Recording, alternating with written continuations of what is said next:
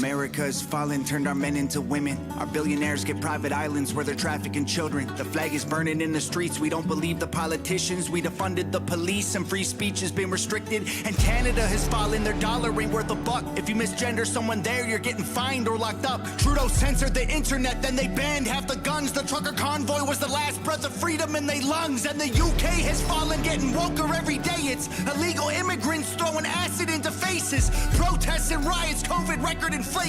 The people lost their freedom, Great Britain lost its greatness. America to Europe, across the globe. Every country, every city, every neighborhood and home. It's infecting everything and everybody that we know, so just say it. Screw everything woke. Say it at the top of your lungs, don't let it go. Scream it out into the streets, I promise that you're not alone. Go ahead, say it with your chest way down deep in your soul, but just say it. Screw everything woke. Rise up, I can see your fire. You and me, we can burn what they built to the ground. Burn everything woke. Rise up, can't let them divide us. You and me, we can burn this woke world down. Burn everything woke. America has fallen, woke became a disease. They've made trillions off of mandatory lethal vaccines. The anthem plays and half the country is still taking a knee. Blacks and whites fighting over whose life matters the least. And Canada has fallen, people can't afford to pay for food. The media's all liberal, it's nothing but the fake news. There's oil in the ground and pipelines they refuse to use. You're only heard if you're Indigenous or LGBTQ. Australia has fallen, Ireland been up in flames. People rioting and dying, divided, fighting for change. And from Canada to Finland, Denmark back to USA, it's a woke world. That's what we're standing up against. America to Europe, across the globe.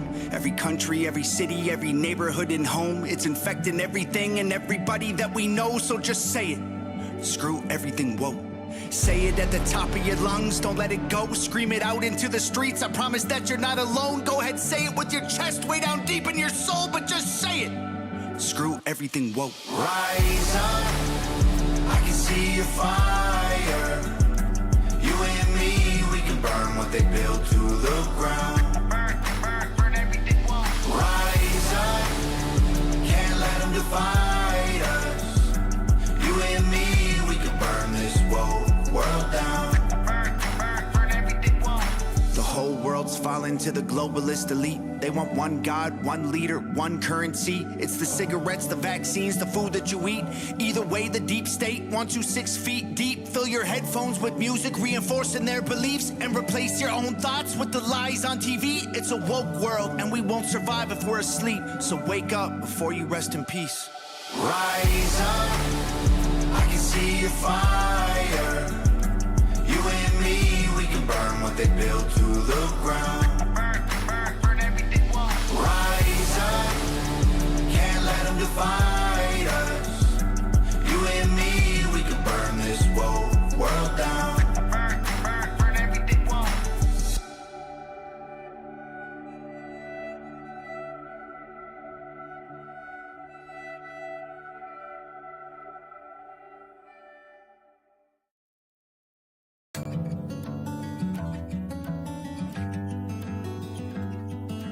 America has fallen, turned our men into women. Our billionaires get private islands where they're trafficking children. The flag is burning in the streets, we don't believe the politicians. We defunded the police and free speech has been restricted. And Canada has fallen, their dollar ain't worth a buck. If you misgender someone there, you're getting fined or locked up. Trudeau censored the internet, then they banned half the guns. The trucker convoy was the last breath of freedom in their lungs. And the UK has fallen, getting woker every day. It's illegal immigrants throwing acid into faces. Protests and riots, COVID record inflation. The people lost their freedom, Great Britain lost its greatness. America to Europe, across the globe. Every country, every city, every neighborhood and home. It's infecting everything and everybody that we know, so just say it. Screw everything woke. Say it at the top of your lungs, don't let it go. Scream it out into the streets, I promise that you're not alone. Go ahead, say it with your chest way down deep in your soul, but just say it. Screw everything woke. Rise up, I can see your fire. You and me, we can burn what they built to the ground. Burn everything woke. Rise up, can't let them divide us. Go ahead. No, that's good. We can get started. Sorry, I'm just barely watching some video of this massive, muddy waterfall and hurricane. There's freaking water flowing down the streets down there. We just had freaking, like a foot of water on I-15 in the Sandy area. I think so. It was a lot. Mm-hmm. Freaking gnarly. We're getting lots of crazy weather here in Utah right now. Had a tornado warning out in Tooele. I think, check the date of the, Google real quick the date of the tornado in Salt Lake City. Because we just had that, I heard something about August. So, what was the tornado? Check the tornado warning for Tooele, if you want to piss the people off over there, which we always do, because we like pissing them off. Tornado warning in Tooele, right there. Yeah. What day was that? 2 days ago. And today's the 15th, so 13th, so almost 2 years to the day from the tornado in Salt Lake City. We had, not 2 years, sorry, just 2 days off of the actual anniversary when we had a tornado in frickin' Salt Lake City. We get them occasionally, just not very often. You know, if that tornado wasn't a sign from heaven, I don't know what was. So that was hilarious. Absolutely hilarious. I told you what happened, right, babe? I think I've heard about it. For those who don't know about the tornado that happened in Salt Lake City, go back to that Google search for the tornado in Salt Lake City. Probably just hit the back button. So this tornado, 1999, I remember that day very well because that was the first time I seen a green sky in my life. The tornado touched down. I don't remember where it touched down at, but it went and just screwed up the Delta Center. Completely messed it up. Tons of broken windows and whatnot. And that tornado goes down through downtown Salt Lake City, a major metropolitan area, right towards the Salt Lake Temple. And then as it gets to Temple grounds, the tornado lifts off the ground. It's still going, but it lifts off the ground. And I'm sure this has happened in places before. I just had never heard of it when I was a kid like this anyways. And it touches back down on the other side of Temple grounds. Doesn't even harm the temple at all. And do you know where it touched down, babe?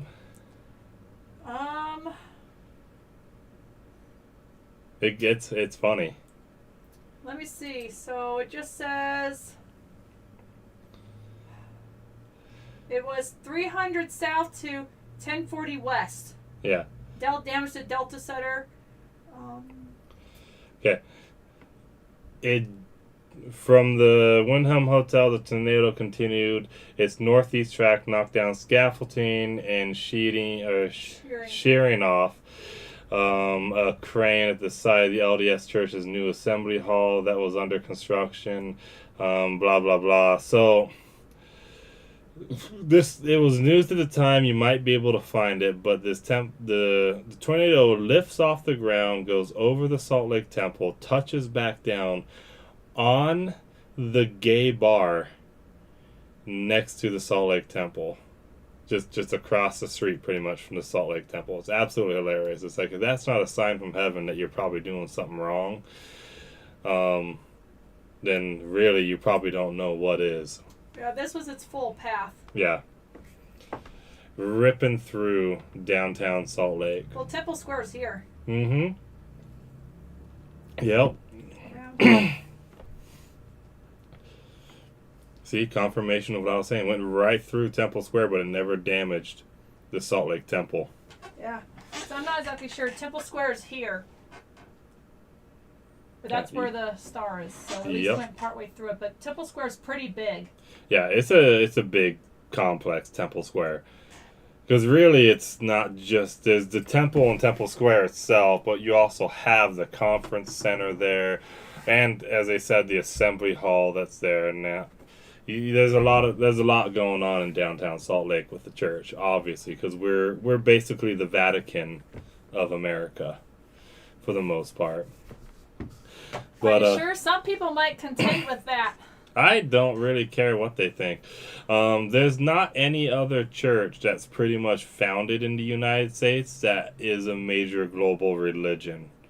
The Catholic Church, but they're not founded in the U.S., they're founded in Rome. Mm-hmm. And that's why they're the Vatican. And we're effectively the American Vatican, because we have an actual complex here. We have a long history with architecture and sculptures and all that. It's great. And to deviate into a new topic, the Salt Lake Temple open house tickets start becoming available in September. Yeah. But it'll be for next year. Mm-hmm. So it's not yet, but you need to start reserving them. Yeah, no, Temple Open House. Go see the Salt Lake Temple for the first time in over 100 years. 180-something years it'll be open. It's going to be a long time. It's been a long time since we've been in it. You've been in it. I never have. Yeah, I've been through a session in the Salt Lake Temple. But also, they're looking for volunteers. Really beautiful. I would have used a little less pink, but it was really beautiful. But they're looking for volunteers. Yeah. Mm-hmm. All right, well, let's get into it. Get into the first article today. This is absolutely fantabulous. That is a word. It is my word. Justice Department leaves in place ruling that deregulates silencers, shotguns, and certain rifles. So, this glorious organization that has taken over the gun rights issues away from the NRA, because the NRA has been the largest disappointment in history over the last 2 years, or a few years, besides the Congress, obviously. But the Firearms Policy Coalition sued over the National Firearms Act, the NFA, because Congress passed a bill that got rid of the $200 tax stamp. And back in the day, there was a legal fight in the Supreme Court about the NFA being unconstitutional. And the Supreme Court ruled it is constitutional because it is a tax collection bill.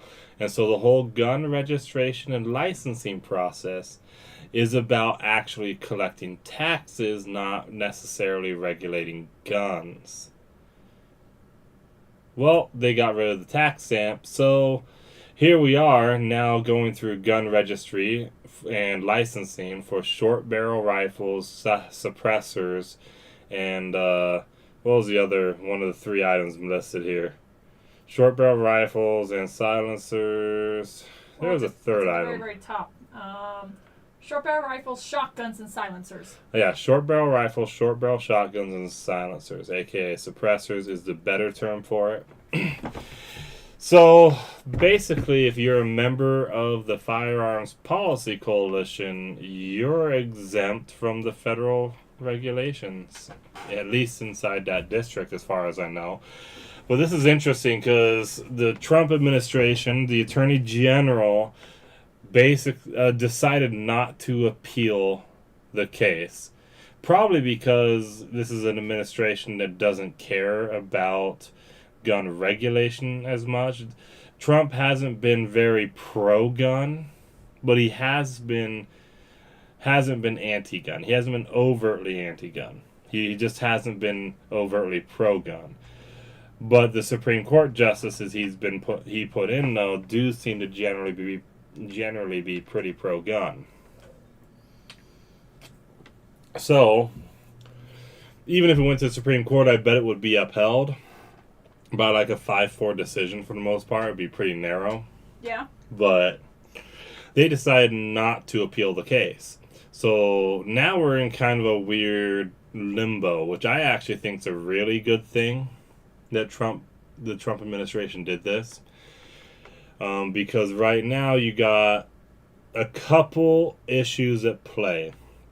One, we have a Supreme Court ruling already from earlier this year or late last year on the issue of universal injunctions. The Supreme Court ruled against the district courts, saying no, You cannot go and give a nationwide injunction against this thing on the Trump administration because you are a district court. We, the Supreme Court, have that power. You don't. You can only issue an injunction affecting the immediate parties themselves or or anything inside your district. So, there's that. But we now have an issue with the Trump administration not taking up and appealing this case. Yeah, it would sound anti-gun if you did, but in a way it would be pro-gun if you actually think the Supreme Court would rule in favor of gun rights. Because then you're getting it to the Supreme Court, and the Supreme Court makes a nationwide ruling on it. Yeah, she's nodding, she's not talking, that's okay. But, the reason why this is now a good opening is because there's another issue in the Constitution, the Equal Protection Clause, where people in one district court area, like if we're here in the Ninth, are we Ninth Circuit? No, I don't remember what circuit we're in. But if there's someone in the Ninth Circuit Court area, their region, or there's another person in the First Circuit Court's region, and the Ninth Circuit Court makes one ruling, and then it's kind of it's an issue that affects the entire nation, but it's only affecting their district.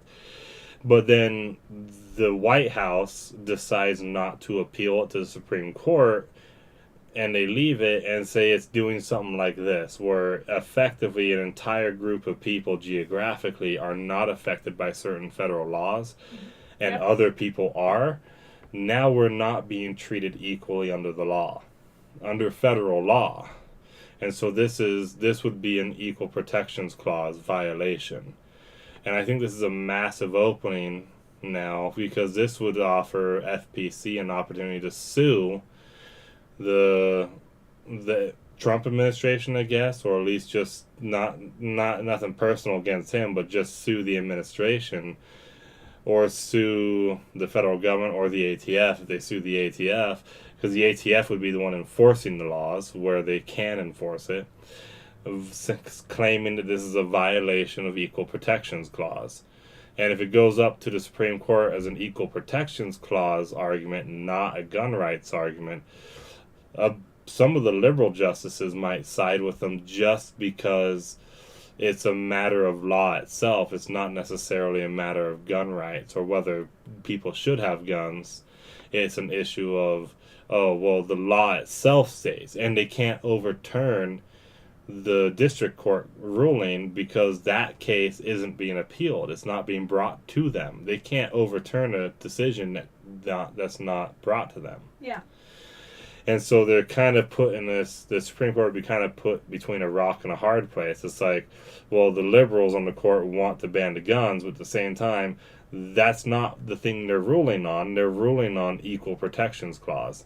And they can't rule against Equal Protections Clause. If they rule against Equal Protections Clause, now all of a sudden we have this massive issue of civil rights violations that could start happening across the U.S. Because one thing that is consistent is governments love to violate your rights however they can. They just try. Yeah.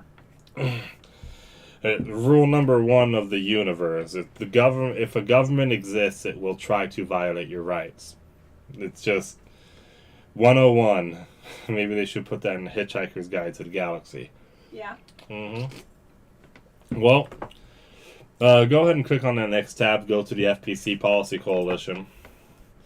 So, where the opinion was issued at the U.S. District Court for the Northern District of Texas. Classic.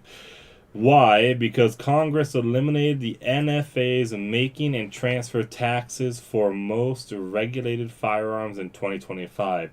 The Act's remaining registration and record keeping mandates lack any valid constitutional foundation, because the only constitutional foundation found for it was the tax collection purpose. That was in a previous Supreme Court ruling. FPC statement: this is a massive win and important step forward in our strategic plan to end the NFA. They're going to probably sue some more to try and corner the courts into a decision. Yeah. Which is what happened with the It was the Brown v. Board of Education decision, where there was a mandated desegregation of schools. Yeah. That actually is what happened, because you had the Plessy versus Ferguson decision that basically said, oh, you're equal, but you can be forced to be separate.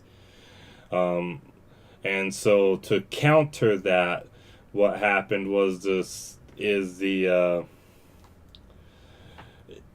lawyers in the case worked multiple different court districts and sued repeatedly on very specific issues that were easy to win.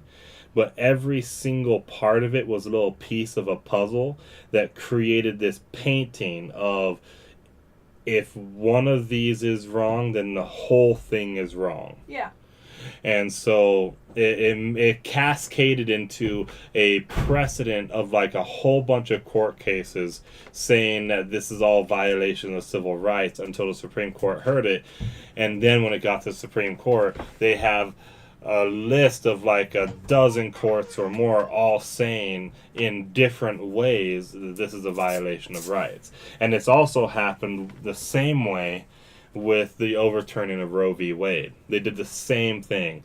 They did a bunch of some other lawsuits in different districts, smaller lawsuits being issued on very specific issues inside the abortion issue. Then when they finally sued the Supreme Court, they had a whole list of these court cases supporting them, and that they would have to effectively overturn all of these courts in very logical arguments and just completely obliterate a system that had been built. But you know, the interesting thing, when you're talking about segregation, there are certain people that want to go back to segregation. Yeah, the left, they love segregation. They just rebranded it as, instead of blacks and whites drinking fountains, it's people of color friendly spaces or safe spaces and whatnot. But remember, one college campus was doing a no whites on campus day, and a professor was like, that was Professor, was it Brett Weinstein? I think it was Professor Brett Weinstein. He's quite famous. He's got I believe him and his brother still have the Dark Horse podcast. But yeah, that was where he became famous. He was just a simple professor enjoying his lovely career at a university until that happened. But yeah, so that happened with the Brown v. Board of Education. That happened with the the overturning of Roe v. Wade.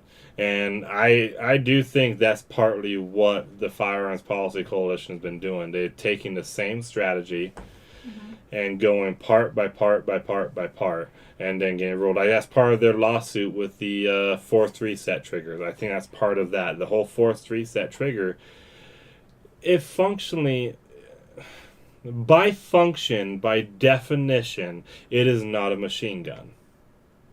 But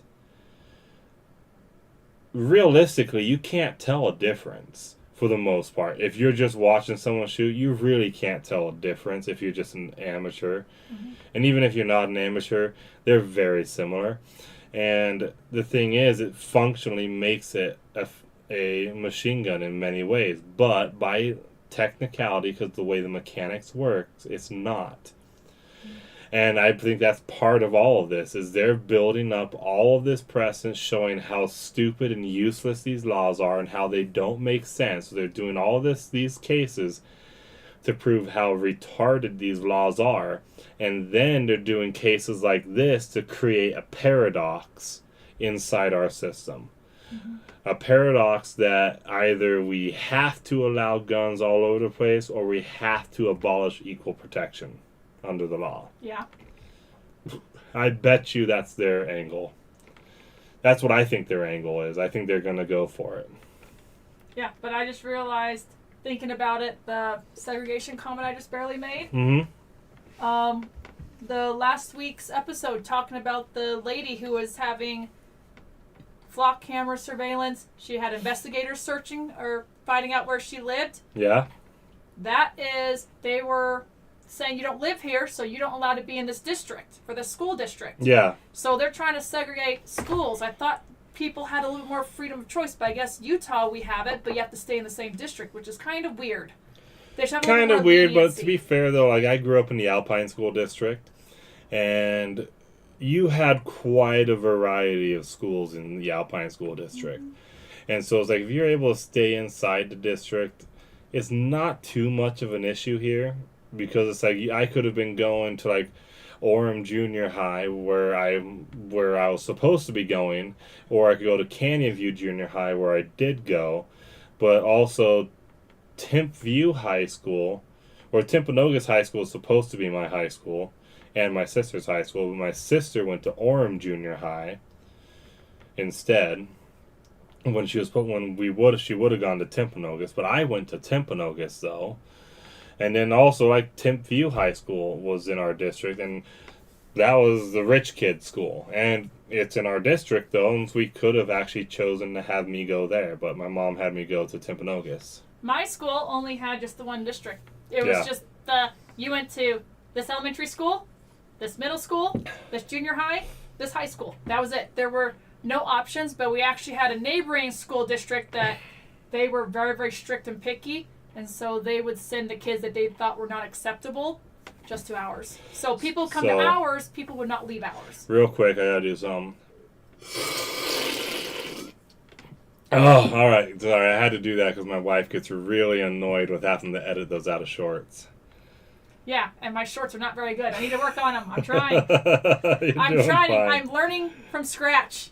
You're doing fine. Alright, let's hit up that next tab. Let's get on to the next story for the night. Yeah, so if you see some recent shorts that are not the best, that's because of me. I'm sorry. I'm learning.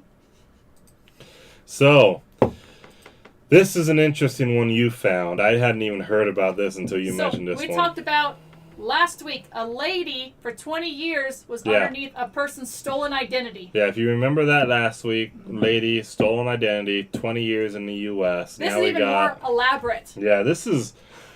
I gotta give these people credit. They put effort into it. They really did put effort into it. So, Colombian citizen sentenced to federal prison for adopting the identity of a U.S. citizen to obtain a passport and to vote in an election. It's more than that. That's a little, what would I say, simplified. So this guy comes into the U.S. What? Started 2003. Yeah. So this guy comes into the U.S., steals an ID. It says adopted, bullcrap. It says stolen. Steals an ID, uses the ID as from Puerto Rico. He's okay, but to be a citizen effectively of the U.S. and it's from Puerto Rico, so a Hispanic name makes more sense. So to pretend to be a citizen of the U.S., then brings a woman in to the country and marries her to get her citizenship. Okay, so she gets her. So then she gets her citizenship. And they divorced in 2020. And then they divorce in 2020. He leaves the country under the stolen ID. In 2024. Okay. Then comes back into the U.S. under his real name. Under a fiancé visa. Yeah. Under his real name on a fiancé visa to then go remarry the woman he had just divorced. 2025. Because he married a United States citizen. I gotta give him credit. That's a lot of effort. Most of our illegals are low effort illegals. They just steal an ID and just live off it for a while. These people actually went through a lot of effort to do this. And it says that she came from Colombia as well. So this may have been planned because he came in 2003. Oh no, it was definitely planned. This was planned and coordinated. So he came in April 2003. She came in on September 2003. Yeah. On a visitor's visa. How it's coincidence they're from the same country? Maybe, and then they just fell in love and immediately got married? No, it's not. This is definitely planned. They'll both probably end up, when it goes to court, getting their citizenship stripped. So far, but you gotta give them credit. That's definitely deserves an A for effort. And right he there. did vote in elections and got a U.S. passport. Yeah, so ship him back to Colombia. Let the drug cartels hire him. I mean, Clearly, he's good at getting across the border, so the drug cartels probably could use him. Definitely an A for effort. They put a lot of effort into that plan, and you know what? They almost got away with it. Almost got away with it. Yeah, but how many other people? The one lady's lived underneath an identity for 20 years. Yeah, no. He's done this from 2003 to just barely getting caught in 2025. Yeah, no. There's a lot of people who have been here illegally for a long time under fake IDs. Mm-hmm. So let's hit up that next tab. Let's go to that. This was a good story, but let's hit. Yeah. So, rule number 1 has always been, if you are a mediocre or ugly guy and this hot chick is hitting on you and asking you questions about where you work, and you work at a very sensitive place, chances are it's James O'Keefe in a wig. So James O'Keefe in a burqa. No, this he's time not it's a burqa. His friend Christy, we're gonna stick with it. Okay, because it's been James O'Keefe in a wig before, so now it's James O'Keefe in a burqa. So James O'Keefe in a burqa and his friend Cam Higbee exposed just how easy it is to commit voter fraud in Minnesota. So they dress up like Muslims. I don't think the video's been released yet, but they're going to be releasing the full video. Went to Minneapolis poll disguised as a Muslim woman. That's Cam Higbee. Poll workers were going to let me vote in other people's names and then vouch for 8 other unregistered foreigners. Released the videos yesterday, and don't blur out the faces. I really do hope your burqa's more flamboyant than most. I mean, it'd just be funny. It'd make it a gay burqa or something. They're not going to take you seriously if it's that way, Kyle. If a Muslim woman is hitting on you trying to get you to help her vote illegally, it's probably James O'Keefe in a burqa. They're not going to be hitting on you. The other one is supposed to be their spouse, most likely. Oh, man. This is hilarious, though. They keep talking about, how secure the election system is, and, well, here we go.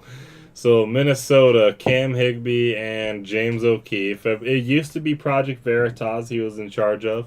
They kicked him out, and now he runs a new organization, OMG, O'Keefe Media Group is what it's called. Go check it out. We are definitely going to pay attention for when this video comes out. I have got to see James. I want to see James O'Keefe in a burqa. If James O'Keefe is not in a wig and a burqa,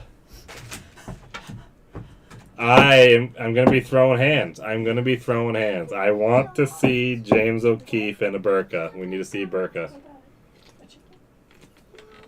All right.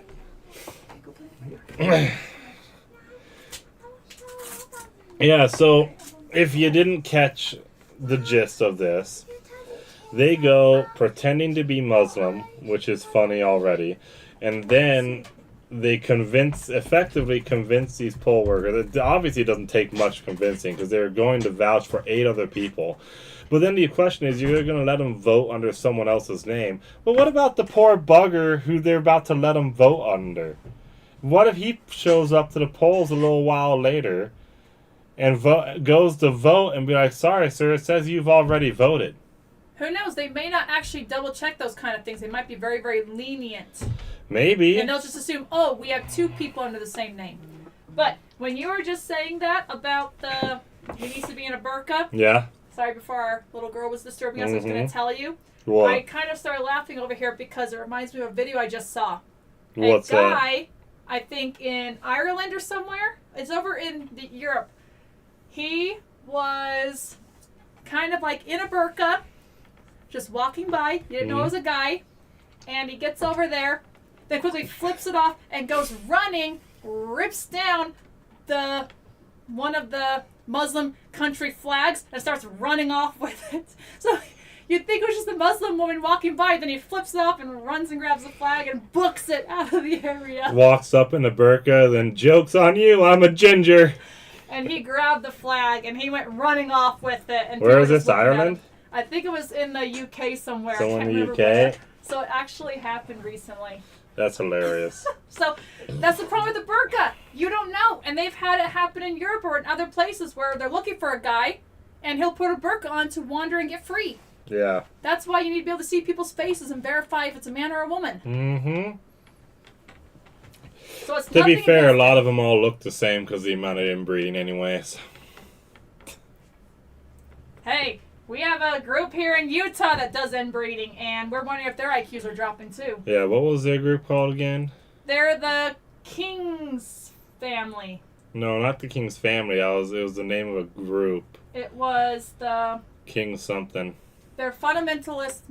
They're fundamentalists. some of the polygamists here in Utah that are, the crazy ones. And they're in trouble. Well, apparently they do a lot of inbreeding too, so their IQs are dropping fast. They're apparently it says they're strict. They want pure blood. So you marry cousins and uncles to nieces, and that's where you have the same problem that happened in Europe with like the Habsburgs house. Mm-hmm. That dynasty, they kept getting the weird jaws and problems. That's hilarious. Yeah, it was really they're That's really hilarious. inbred. All right, let's hit up that next tab. All we need to do is, James, you need to get out of that white whatever and get in that burqa. We need to see you in the dang burqa. All right, so scroll up to the top of that. So, if you hadn't heard, there was some, I don't know, when was the trial? Was it recently? Which trial? Or no, it was a little while back. It was in 2013. So 2013, so Obama gets into office. Everything seems fine. 2013, so here's this story about it. They're talking about it on the show, like, oh, election fraud. Well, it's not voter fraud. This is kind of election fraud, though. What happened is 4 officials in, what state is this? Indiana. Indiana. So 4 officials in the state of Indiana back then, they had gotten arrested because of fraudulent signatures that they had put on the petitions for getting Barack Obama on the ballot in, what was it? 2008 election. What was it, Cook County? No. St. Joseph County right there submitted fraudulent petition signatures. People, including the county Democratic chair, went to jail over it. So it's not fake. This is, Obama wasn't even supposed to be on the ballot in some counties in Indiana because of the fraudulent signatures that were put on the petitions to get him on. So I read an article about it. Let's just be honest. The Democrats have a long history of cheating elections. But It is what it is. But I think I read the next article about this. They had a list of old petitions, and so they were just copying down the signature from old petitions onto that. Yeah, that's not sketchy at all. Yeah, so he shouldn't even be on the ballot for at least that place in Indiana, if not for more, maybe even more areas too. And the thing is, the truth behind it is, if that hadn't happened, it's possible Obama may not have even been the president. And the reason why is not necessarily that he would have lost the presidential election. He probably would have won it if he had actually been there. The problem is the primaries. There's a chance he could end up losing the primaries to Hillary when she started the whole, because she's the one who started the whole birther thing. His whole birth certificate thing. Oh, I didn't know About she started him, yeah. So the claim that his birth certificate was invalid and whatnot, and that he actually was born overseas in a different country, came from Hillary Clinton. Hillary Clinton started that, which is funny because then she kind of turned on it as soon as Trump started saying anything about it. But that was her. She started all that. Really? She started all that because she knew he was a dangerous weapon against her. He was a good public speaker. And she was... Listening to Hillary Clinton is harder to do than grating your forehead on a cheese grater. Like it's harder to listen to Hillary than it is to grade your own forehead. That's how terrible she is as a public speaker. Obama, he can sing-song you into voting for him in a few seconds because he's a very good public speaker. Yeah, but we're still waiting for the Clintons to get in trouble for all the crap they pulled, and it's Oh, not yeah, I happening. know. Just like the If not this life, at least the next life, they'll get in trouble for it. Yeah, Mostly hopefully. Hillary, let's be honest. Bill Clinton was just there for the interns. and here these are the officials who went to prison for it. The faces of the dirty four. Yep, and they all went to prison over it. One of because them was the it. Democratic chair of that county, I assume, not the state, the county. So, if you ever wondered, the history of this goes back a ways. Let's go ahead and hit that next tab. Let's get on to our next subject for the night. Oh boy. Did you want to cover this one or not? The illegitimate governor of Utah, because he wasn't even supposed to be on the ballot. So same issue as he shouldn't even been on the ballot either. And However, he said signatures were not to able be verified. fair, his signatures were not necessarily fraudulent. They just couldn't be verified. They just couldn't be verified. But that still means they can't be counted. Mm-hmm. So, to be fair, it's not technically a voter fraud issue. It's more like people may have signed it, but then they couldn't be verified because it was missing information or whatever. So they couldn't prove he got the signatures he needed. Did you want to see the video of him encouraging all of the immigrants to come here? Oh my gosh. We don't need more immigrants here. We don't. Yeah. We've got too many. So We're barely keeping up with everything as it is. And we don't even have the water we need as a state. And I mean, the water we got, we do need it, but we'd prefer it up in the canyons where it's getting to our reservoirs, not a foot deep on I-15. yeah. So the other reason why we pulled this up is we have another problem in our state. We have a mayor of Provo, and she is saying that the current migrants coming here are just like our pioneers. But Absolutely they're coming. not. And she gets countered in that video too, if I remember correctly. One of the guys is asking about, they're like our pioneer. Well, what does pioneer mean? Well, pioneer means it's one of the first. They're the first people. They're the first people to go and do it. They're the ones doing the hard work. They're the ones that work their butts off here in Utah to be able to actually make this a nice place to live. These immigrants are not. They're just coming to suck They our don't. welfare. They do not follow any of our historic practices or our culture. They come here and they just suck off the teat of the Utah residents by just taking in all those tax dollars for themselves by just abusing our welfare systems here. Well, like this, the statistics have come out. 80-something% of Somali, not me to pick on them, but 80-something% of them come here and they get on some kind of welfare. After a Which they decade, shouldn't be on welfare. They should be on disability from all the brain damage from the inbreeding, not on welfare. but my thing I'm is, sorry. the I just had to same do it. survey or the same report also showed after being here a decade, 80-something% of them are still on welfare. Yeah. It's not shrinking. They're just staying on it. Yeah, it's bad. And it's absolutely ridiculous. And I saw another statistic saying, I guess they think only 61% of the United States population that are able to work are Are you actually showing working. these articles on the display? Yeah, just little snippets of them here and there. Oh, Sorry. okay. I just wasn't sure. I mean, I hadn't checked. But that's one article I saw. It said supposedly out of the 100% of able-bodied Americans that can be working, or just who is ever here in the country, only maybe 61% of them working. We're barely over half. That's why we're having problems. You need to have a smaller amount of people on welfare. This is the problem with having basically open borders, which Trump is trying to fix. He's not DSA doing. wants. It's not perfect, but he's trying.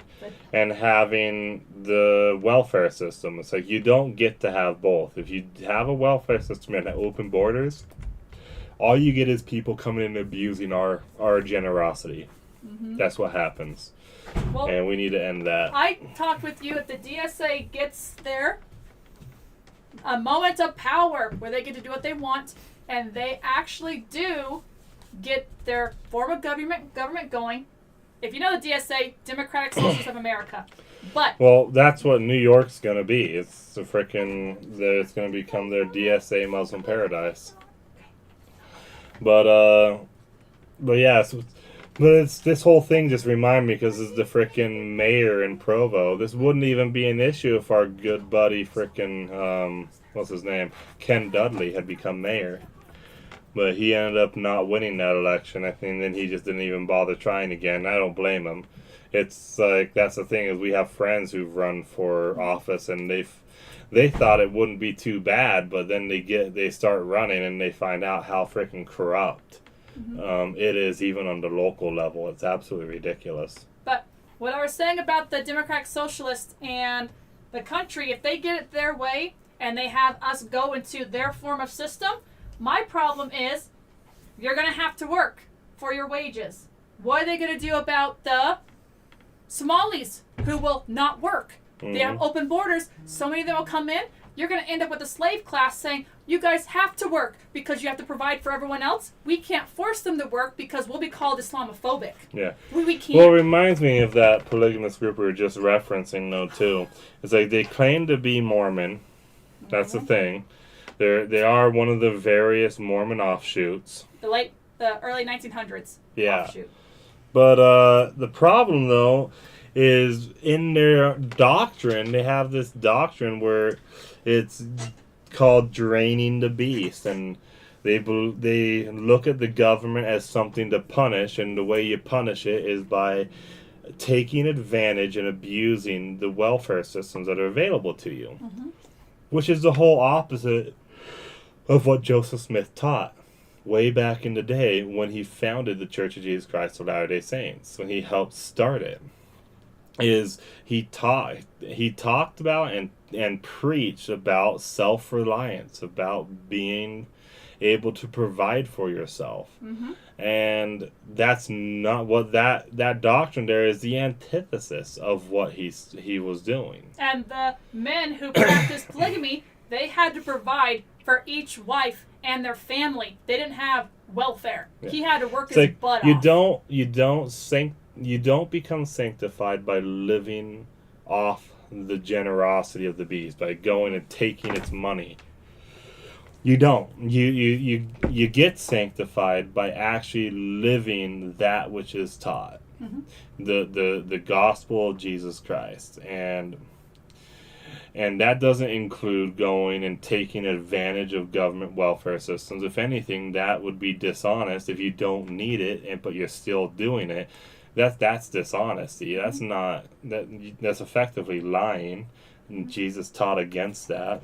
And that's what the current polygamists here in Utah do. Yeah. The husband will provide for his first wife, but the other wives, they go to welfare and say they're a single mother. Mm-hmm. They are 100% lying. Yep.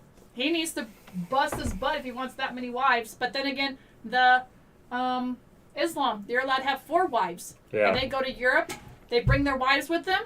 They don't work because I have 4 wives and they just sit at home. Yeah.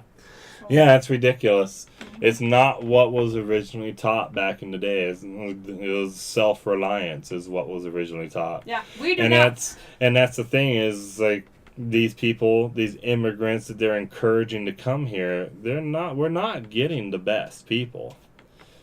And even then, I don't want their best people. Because I don't like the idea of draining the intelligence of other countries through these O1 visas and whatnot. H1B. O1B is the extraordinary talent, and H1B is just kind of a general labor visa. Mm-hmm. I don't believe in draining these other countries of those who are talented from their country into ours to help improve ours. I don't like it. Because if those countries are going to get better, they need those people there in the first place. So why And if we want to not have to take care of their problems for them with our frickin' generosity, it would be better to just leave them there. Sure, let them have visas to come into the U.S. to study in our colleges, but get them out of our country and back into their country, making things better for their people. The problem is some of them don't want to do that. I won't deny it's not easy, and people don't want to have to do hard things, but one of our people who is from India, who is in the House or the Senate, he sent a bill either this year or last year to a committee that would make it where if you come to the United States, you get a PhD, you get fast tracked to a permanent residency. yeah, and that's ridiculous. No, if they're coming here to the U.S. and getting a PhD, they should be going back to their country and then using that PhD to make their country a better place. Yeah, but the question is, did they really legitimately get that degree because they've had fake degrees? Well, I know. There's all those freaking fake degree crisis now going on over there in India. It's ridiculous. It's like legitimate universities in India are freaking selling degrees. And it's like, oh my gosh, you guys are... we do not want you here. Apparently in 2023, we had that same problem here in the United States with nursing degrees. And that, what I just mentioned there, that's actually something that we're going to be talking about probably on its own episode, is the visa fraud. We just need to do more research, because now all of a sudden we have those universities in India that are just selling degrees. And so it's like, I wonder if we can find a professor from the U.S. who has a degree.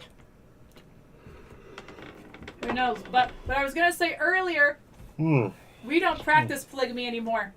And I am not exactly open to sharing my husband. I'm sorry. If that happens, I'm just going to kick you to the curb and say, you get her. Yeah, she's a jealous woman.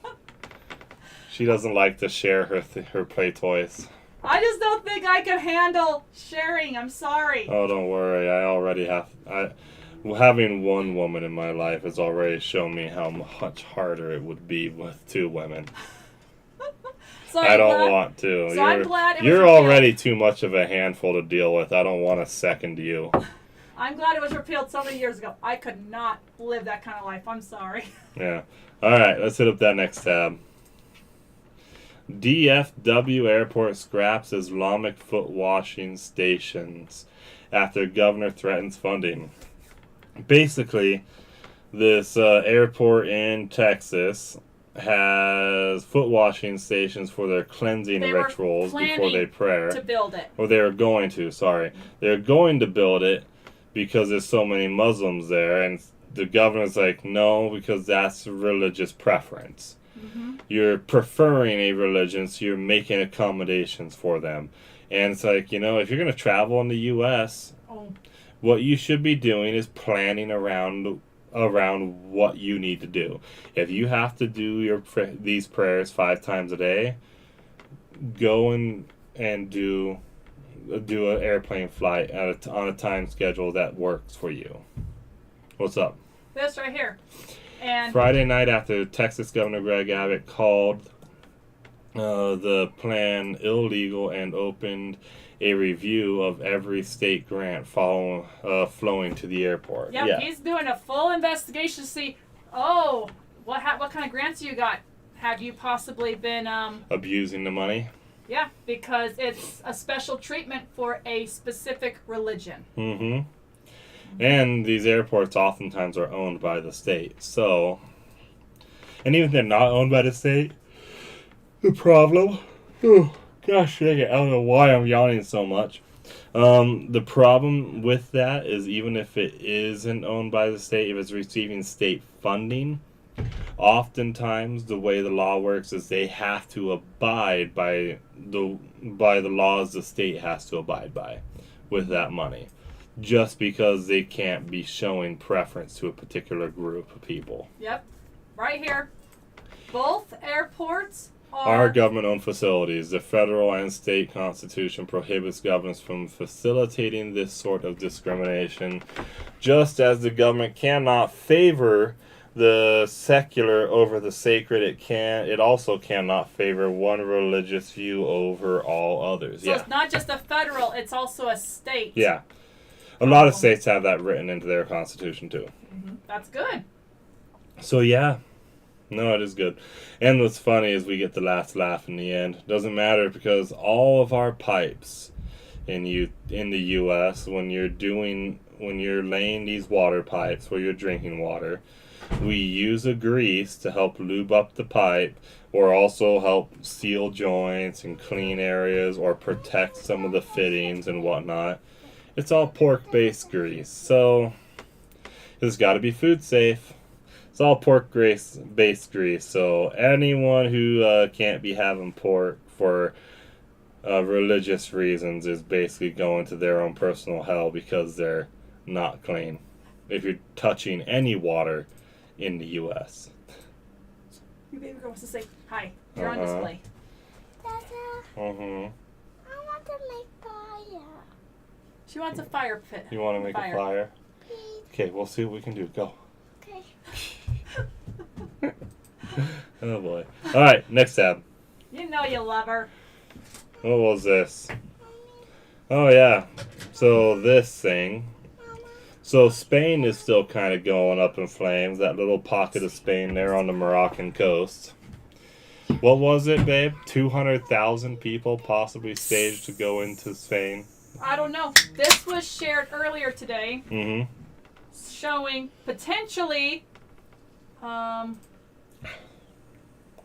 Sorry, I was getting to it. I had a potentially 200,000 people. This was posted 8 hours ago, possibly overflowing. And one of the articles posted saying that they think the corrected amount of how many migrants went into it was 70 to 72,000, and they're estimating this might be 200,000 if this is accurate. That's not. I honestly, I wouldn't be surprised if this is a ploy by the Moroccan government. I don't know about the politics between Morocco and Spain. I don't know if they're friendly or not, or if they have a lot of issues. I just wouldn't be surprised if this is a ploy by the Moroccan government to try and get them to cede that land back or to Morocco. I don't know. But yeah. But this was. It's still going on. Oh, and not was all of them accurate. have left. The ones that stayed were the criminals, and they found guns Yep, amongst and it them. shows, Which, I mean, well, I don't have any problem with people having guns, but when these people are known criminals, and there's women being raped and people being assaulted, get the guns out of their And that's hands. the next article. Unless you got rid of it, there have Just been hit up the next tab. there have been at least 5 migrant girls who came in with all these men. So there are a couple of girls mixed in. Like I said on that podcast, I saw at least 2 Yeah, girls. 5 migrant girls aged under 14 have been raped since arriving. Whatever they pronounce that as. I I know don't we're care. slaughtering it, I don't give a crap. It's Spain. but and it's, I do care about this though. And it said that Just not the location. It says that they have been raped by other migrants. Yeah. So now they are doing some shelters. Sorry, my daughter Well, is digging. They are now doing shelters where there girls is only. a solution to issues like this. It's called carpet bombing. It typically solves things pretty fast. It's more of a not to whom it may concern, but to the direction it may be happening. But They could just carpet bomb Morocco until it stops. But my concern is if that's accurate, 200,000 migrants flooding this area. Hmm. What if this is a test run for them to come and try to do that here in America? Maybe. They'll flood our We border. know I mean, people from all America. over the world were coming across our border illegally in the U.S. Hell, we might have been the test run, babe. The more powerful country be the one you tested on, then go and use the strategy on all the weaker countries. It's just worrisome if that happens here. What are we going to do? We're only one state away from the border. Mhm. Arizona has this problem all the time where migrants will come across the Arizona border and you just let them steal what they want, because if you don't, they will kill you to get your vehicle to get as far away from the border as possible. Yeah, They'll break in, they'll steal stuff. It's not safe on southern Arizona. yeah. No, it's terrible, and that's where you're from, is Arizona. Not southern, but you're from Arizona. Yeah, but still, you kind of know about it. Yeah, next tab. Former Memphis hotel transformed into 110 permanent homes for veterans. You found this. I hadn't even heard about this. This is good. If this is, and it works, this is really good. The veterans that are having problems need a home that they can go to. And if they're around other veterans, they're also saying this would provide services for them. Yeah. It would help them. Well, yeah, I talked about that. Scroll on down. But yeah, so I guess this charity foundation purchased this hotel, and they'll be shortly opening it up to being permanent housing for veterans. 110 units of affordable, permanent, supportive housing. Mm-hmm. Scroll on down. Right there. Those services include job training and employment assistance, VA benefits navigation, education assistance, financial counseling, legal advocacy, mental health and PTSD counseling, and addiction recovery services. So, a little heartwarming story to throw into the middle of all of it. There are groups out there who are actually putting money where the mouth is and trying to help those veterans who are really suffering. Yeah, it's good. And the foundation launched its homeless veteran program in 22 and says it has since provided housing assistance and supportive services to more than 20,000 veterans and 10,000 children That's nationwide. awesome. That's great. And it operates in a couple different places. Yeah, I got Is Utah on that list or no? Houston, Texas, Atlanta, Georgia, South Carolina, Los Angeles. Doesn't look like it. And Texas, so no. Yeah. Alright, well, let's hit up that next tab. Not the Bee. Reporting on Charlie Kirk here. This is one of the big ones. This is a good follow-up article. Defense lawyers for Tyler Robinson argue he doesn't deserve the death penalty because, quote, he hit his intended target. It's like, well, that's kind of why we're arguing for the death penalty, because he shot in general. Imagine being so far gone that your argument against the death penalty for a cold-blooded killer is that he managed to kill his intended target. That's the line of defense attorneys for Tyler Robinson are taking. He hit Charlie Kirk dead on, so he shouldn't get the death penalty, because, you know, you should only get the death penalty if it's accidentally hitting someone you didn't mean to shoot, which would technically be manslaughter at that point, which normally doesn't come with the death penalty. It's a lower charge because it wasn't premeditated. I am still very unhappy that this happened in Utah, of all places. I'm not surprised. The leftists in Utah are uniquely aggressive compared to other places. I'm surprised we haven't had more riots and stuff here in Utah. It'd be more likely at the U of U, not UVU. No, UVU makes the most sense. If you want to try, realistically he could have gotten away with this if he made it to the Mexican border. If instead of driving home to Washington County, he just drove straight down to the Mexican border, he probably could have gotten away with it. Because that's the thing, is the UVU campus, I've said it before and it's a terrible thing to say, but it really is kind of a sniper's paradise. All the sharp angular buildings in various different directions causes the sound to echo and bounce around, so you don't have any clear idea as to where a shot came from. And then the staggered nature of the campus, having multiple different heights of buildings go on its way up a slope. You have buildings that are shorter than other buildings from the bottom of the building to the top, but they're still higher because of the hill they stand on. It just goes right up the slope of the Orem Hill there. And it's really like I said it before, it's a sniper's paradise. It's about the best conditions some of the best conditions you could get for something like that to happen at. And he could have gotten away with it if he had decided to go all the way down to the border and get out of the U.S. But he didn't. Alright, so let's scroll up a little bit. Alright, so scroll up some more. Okay. The man charged with killing Charlie Kirk shouldn't get the death penalty because the shooter hit the intended target and no one else was endangered when the conservative activist was shot from the rooftop at an event in Utah last year, his lawyer said. Defendant Tyler Robinson's attorneys say the bullet traveled above the crowd of several thousand people at Utah Valley University on September 10th, and there were no threats to others. Bull crap. Don't care. I don't care. Your argument is invalid just from the basis. It's like, no, that's why he's getting the death penalty, or he should, is because of that. And that's if he's found guilty. He should get the death penalty. Yep, we don't support murdering other people. Oh my gosh. What? I just saw this though initially a few days ago when it came out, and this is absolutely absurd that this is even a freaking discussion point.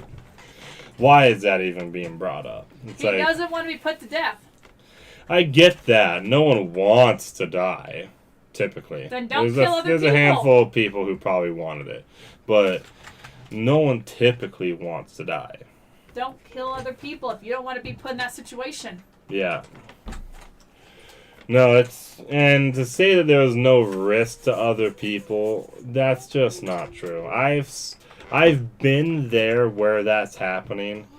I guarantee you there are probably some people in the crowd who were up near the top of the actual the bowl where they were at that actually probably heard the crack of the bullet breaking the sound barrier as it went past them.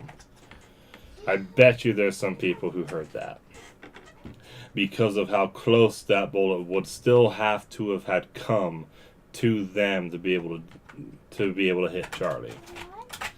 So it's bullcrap. But you can tell that they are, that they know they're gonna lose the case when they're now making arguments instead of for his innocence. They're making arguments against the death penalty. You can tell that he's screwed in the courtroom. All right, let's hit that next tab. Oh, flock camera again. Yep. A reminder, flock camera is not the only AI-powered camera system out there. It's just the one getting all the heat. And some people are now starting to sell, or you can find online, the flock a pattern sock. to 3D print something There's to put a over it. 3D printable pattern that fits perfectly over the flock cameras. So you're not vandalizing them, technically. You're just, it's called a flock sock. It's pretty funny. Yeah. But besides the point, they're changing some of their policies. So they're going to hold, so the data they're collecting on you, they're only going to hold for 7 days, not 30 days. Which is still stupid because the database is being searched so much. It doesn't really matter. And the whole principle behind the problem, what they're not understanding is it's not about how long they're holding the data for. Mm-hmm. They're not understanding that it's the principle of why they're even holding the data in the first place. The flock camera system shouldn't exist as an AI camera system. Mm-hmm. So it's absolutely absurd. So updates that they're doing is every vehicle search will require a reason. So you can't put in investigation. You have to actually put in a specific case code tied to an investigation and put in the reason for why you're searching even in the first place. No more I vague. guess that will at least help. It may help prevent some of the abuse. I still think the entire system should be gone. I know, but it might help prevent some of the abuse because then you have to tie it to an actual case, and then you may have others asking, well, why did you search this? Oh, your boyfriend's ex-girlfriend? Car? Yeah, no, that's not a legitimate reason. So that may help prevent some of the abuse cases because that's probably what they're doing is just putting, investigation in the reason. Mm-hmm.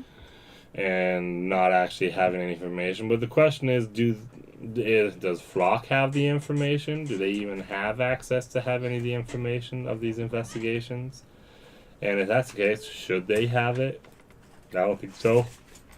And the next thing they're going to do is audit assistance will be mandatory for all police departments. Any kind of abnormal search behavior, such as repeatedly searching the same license plate day after day, or clusters of searching late at night, they will be locked out. So no repeated just searching for stuff unless you have something valid, but they keep doing it. No searching for stuff on your own time because it's at night. And if you're doing it repeatedly, day after day, they're going to be like flagging it, saying you need to give your officer, your lead officer, reason why are you searching for this license plate. Yeah. So they're doing that. Then 7 days, and the last thing is they will be messing with departments. So Department A might allow Department B to search its cameras for kidnapping, homicide, or theft, but it can exclude Department B from searching for immigration-related offenses. So they're going to kind of choose which departments can look in which other departments' records Stupid. or searches. So it's kind of weird. I don't know Just how get that's rid gonna of the work. whole system in general. I know. And it's all solved. All the problems are solved if you just get rid of it. I know. I agree with you. It's weird, but they're just trying. All right, next tab. Let's get off of Flock. Flock's just been pissing me off lately. Yeah. So, an update to this story. From last week, what was it? So, remember the gay couple that wanted their surrogate mother, who's carrying their baby, to abort the child over a cleft lip? Well, the baby's not aborted, the baby's born.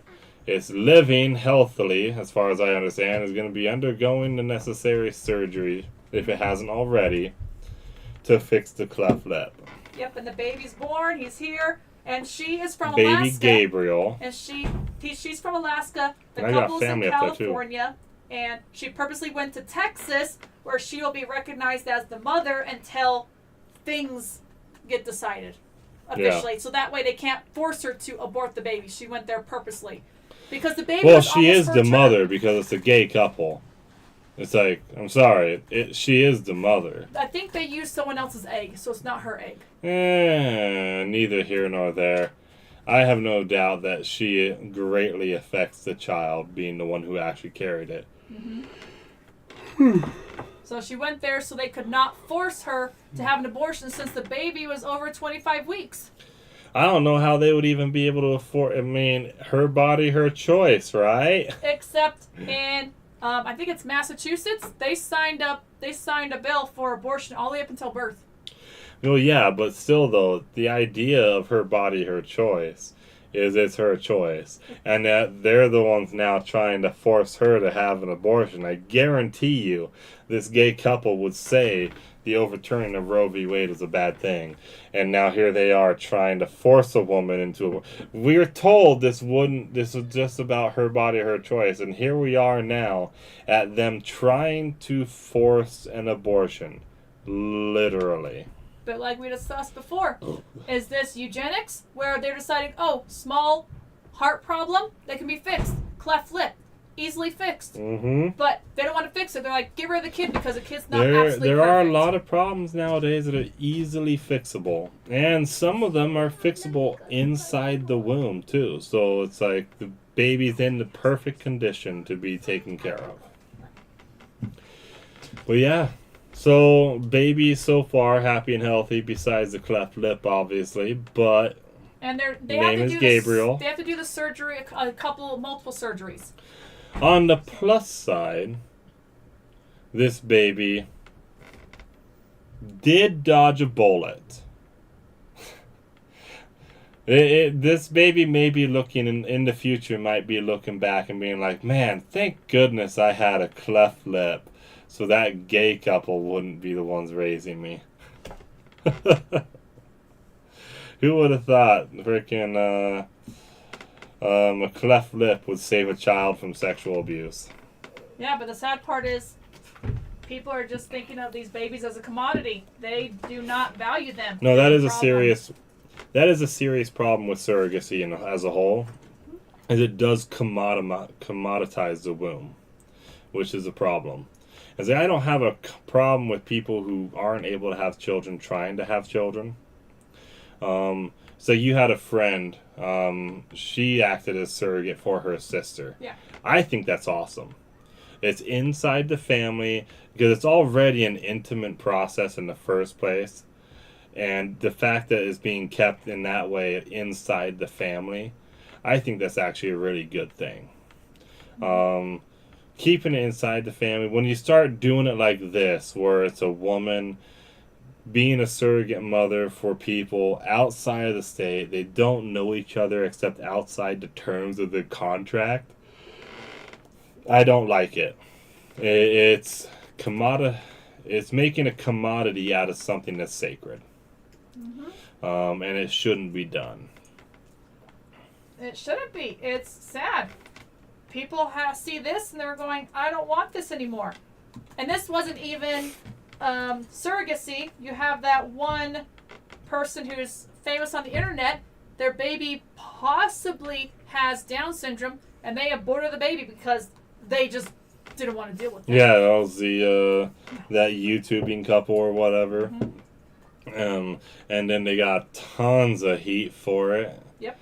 Which, I mean, that's the thing is abortion's coming after Down syndrome people hard. Because, you know, it's misery loves company. We can't be having happy people born. Have you ever met a Down syndrome person who's not happy? No, they're always happy. They're the happiest of all people. Gosh damn. So that misery loves company. They're trying to get rid of all the happy people. So they've already made everyone else's lives miserable here, as the liberals have. Now they're coming after the last few happy people in the world. And there's one country that makes it mandatory to abort every single person with Down syndrome. Yep, or they Iceland. test positive. They brag about eliminating Down syndrome through eugenics. That's what they did. They mandate abortions for anyone whose baby tests positive for the gene. But not all kids actually turn out having it. It's Nope. a slight discrepancy. Nope, they don't. It's actually not very many at all. It's just they're a carrier that could have it. So, yeah. Congratulations to Gabriel. Never would have expected a cleft lip to be a blessing in life, but it was for him. It saves him from living with some rather miserable people. Alright, let's hit up that next tab. We talked about this at the very beginning. We talked about this at the beginning, so if you hadn't heard, there was a tornado warning. It sounds like there wasn't actually a tornado, but a tornado warning at least out there. I have never seen anything like it. Tooele Ranch heavily damaged by high-speed winds.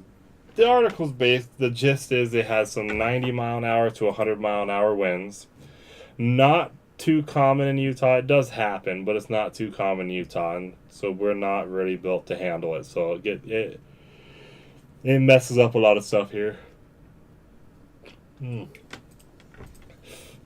Yeah, not that.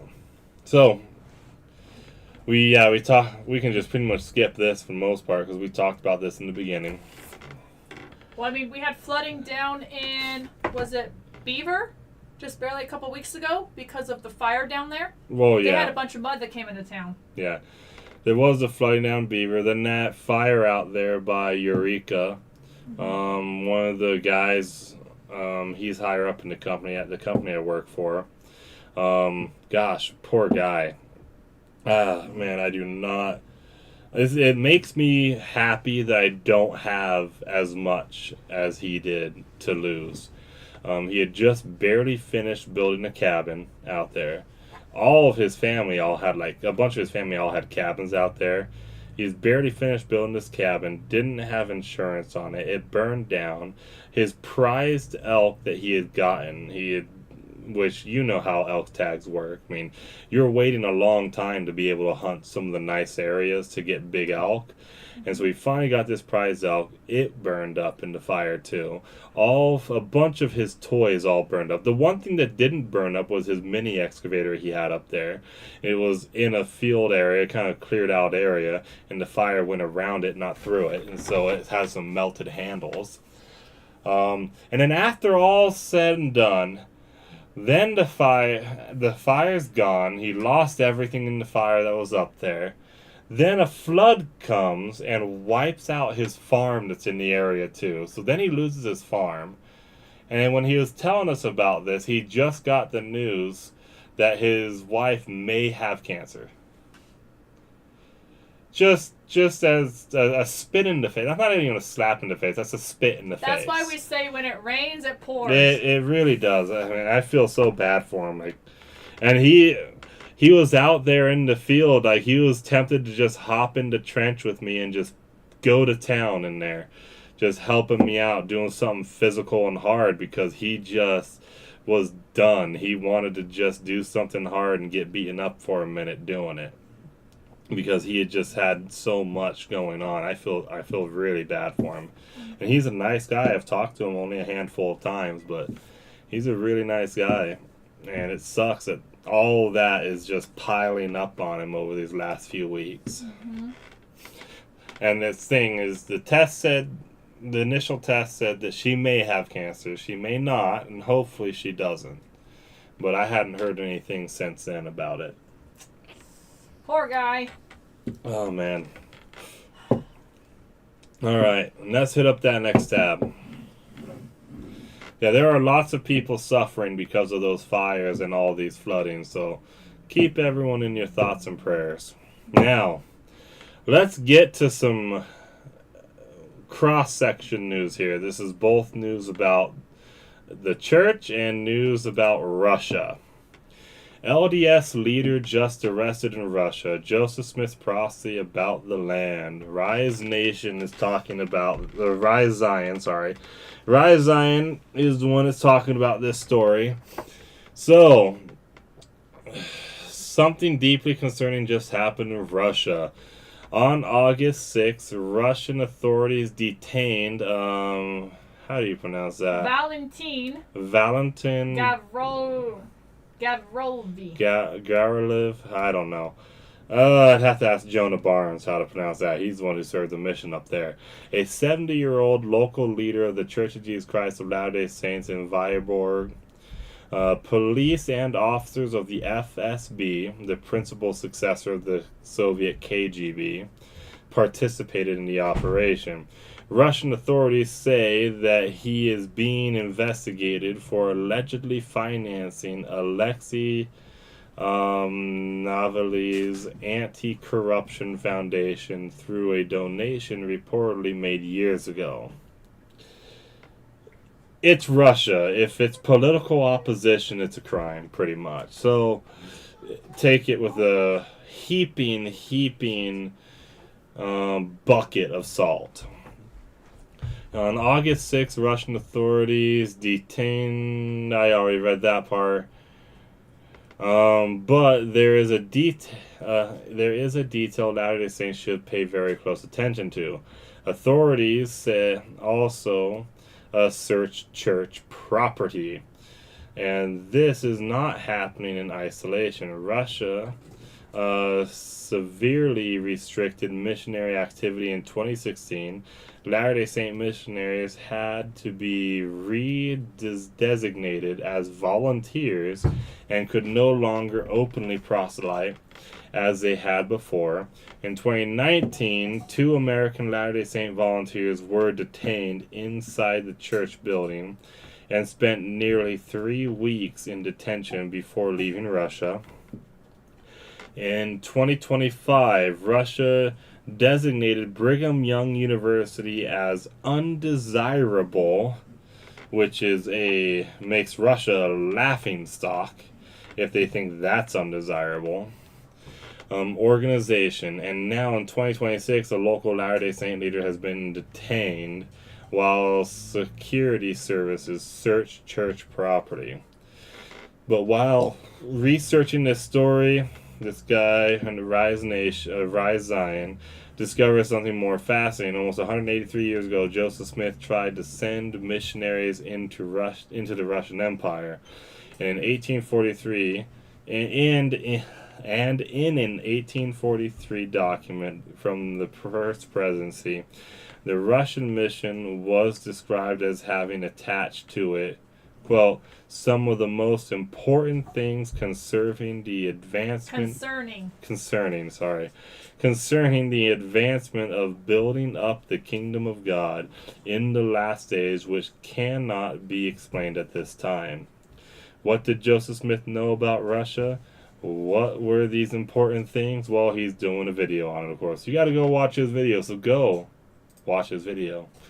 But it's quite interesting, though, that this is happening, so it's something to keep an eye on. Russia is cracking down more and more on religion as a whole, not just the LDS Church. They're really cracking down on Muslims. They're cracking down on a lot of people, a lot of different churches that at least aren't from Russia.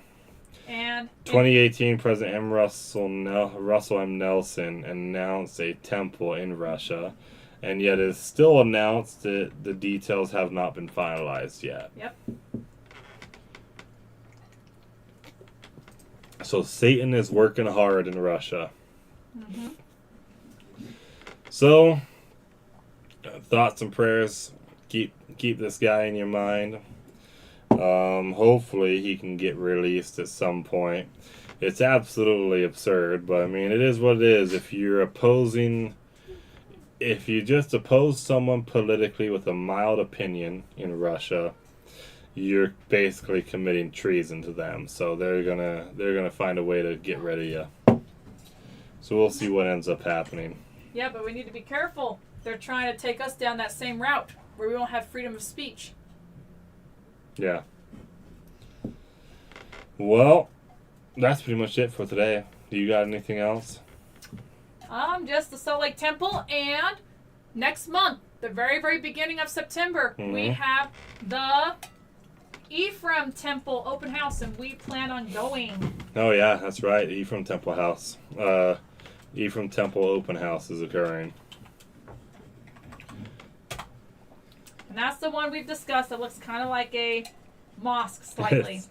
It is kind of funny. It's the golden top, and then you got the shorter spire in the back that has a golden top as well. It's kind of reminiscent of a mosque, but I don't really care. It's still a pretty temple. There you go. See, it's kind of funny, but it's still a beautiful building. And I got to see it a bunch when we were working the Ephraim Canyon job site too. Mm-hmm. So go check it out. We're gonna go sometime. We'll make sure we actually hit up this temple open house. We were planning on hitting up the other one that was recent, in Linden one, but one of my siblings had a health issue, so it did not happen. Mm-hmm. All right. But we'll keep our ears open for other open houses. We found out there's supposed to be one in Alaska. We mentioned in the last podcast. They're decommissioning the old Alaska temple, and they're building a new Alaska temple that's going to be much larger to service the area. Basically, you can think about it, it's almost 3 times as big. The original was 11,000 square feet. Well, this one's going to be 30,000. The church has grown a lot across the United States, across the world, and Alaska, I guess they don't need 2 temples, but they do need a bigger temple. Yeah. So. Oh, and who is the... Thomas Frederick Bailey. And they don't have a picture, but they will be the temple president and the temple matron. Yeah. Well, sweet. Can't wait to get down there and see the open house of this temple. Yeah. Mm-hmm. You excited about it? Yeah, I'm more excited about the Salt Lake Temple, but that's gonna be crazy busy. But we want to go. We want to see it. I've never been in it. You've actually Good thing been they're in it. doing tickets, and because if they weren't doing tickets and it was kind of a free-for-all like some of these temple open houses, it would be insane. It would be impossible to even go to downtown Salt Lake. Mm-hmm. So luckily they're doing that, which is wise. So that's pretty much it for tonight. Don't be losers, I guess. What about a quote? A quote? I don't have a quote. Canned under authority of Coca-Cola Company. That's my quote for today. Or here's this one. Oh, here we go. And it came to pass that after 3 days they found him in the temple, sitting in the midst of the doctors, both hearing them and asking them questions. That was Jesus Christ in the New Testament. As a 12-year-old boy, just pretty much preaching to to the priests in the temple and all the doctors, as it says there. Astonished by the wisdom of a 12-year-old. Well, it kind of helps when you're the only begotten Son of God. So, what's your message? How can we follow Jesus Christ better? Read the New Testament, read the Bible, Old and New Testament, and read the Book of Mormon. Read the Fist of Sophia, fascinating document. I love it. I've been reading it. Yeah? Yeah, I haven't heard of it. it's interesting. It's a ancient text. It's translated from ancient Greek, and it purports to be the 40-day ministry of Christ after his resurrection. 40-day ministry in... Because he was resurrected. Yeah, Israel or... No, in Israel. He was resurrected, and then he stayed with his disciples and apostles there for 40 days. Before then, he ascended into heaven again, and then, of course, he came to the Americas. Yes.